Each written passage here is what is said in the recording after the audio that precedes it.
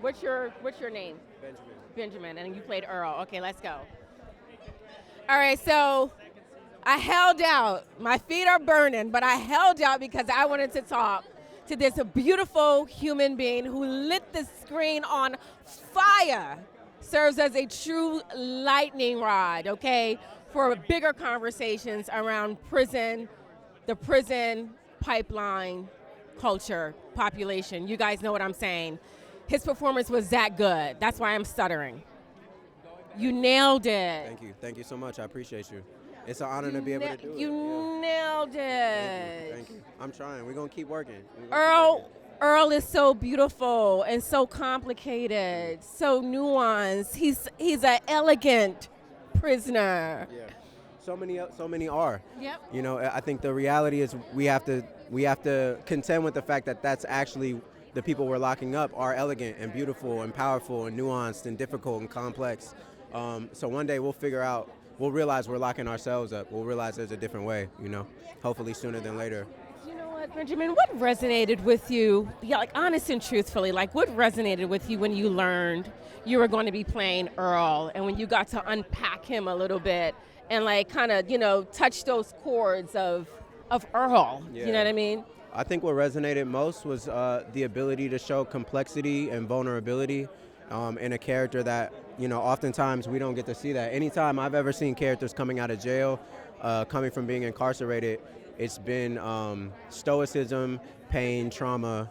There's been very little depictions of the way they love, the way they hurt, the way they fear, in ways that are actually real and palpable, that aren't just caricatures. So I got excited about being able to bring some life to that in my own way, and someone will do it completely different, and they'll do a beautiful job as well. But I was excited to give my take on it.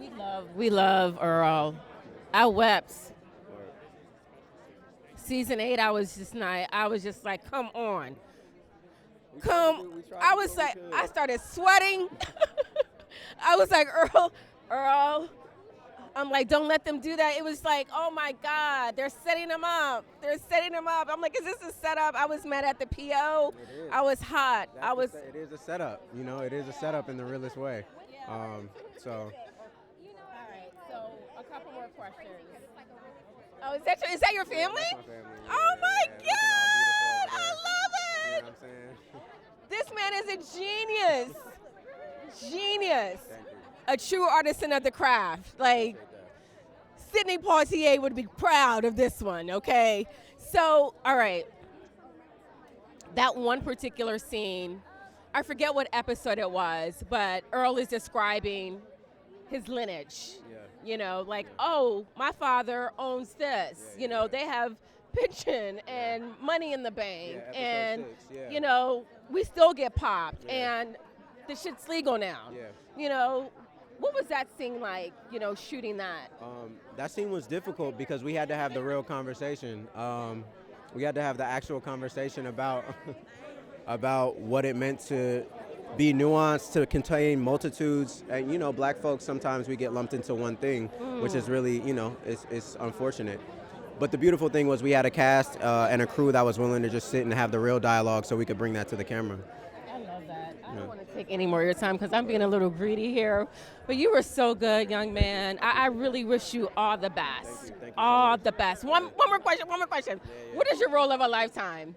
Because I know your future in this business is long. He's going to be around a long time. So, what does that role of a lifetime look like for you? I think the role of a lifetime is a role where I get to go on an epic journey. I really love the opportunity to take folks on a long excursion, both in the character and its development, but also in the story and in the plot. To me, that's something that's really, really special, and I love to do. Okay. Yeah. Well done, you guys. Live. I'm gonna put my arm around my young man. This is my new nephew, y'all. This is my new nephew. Real nephew.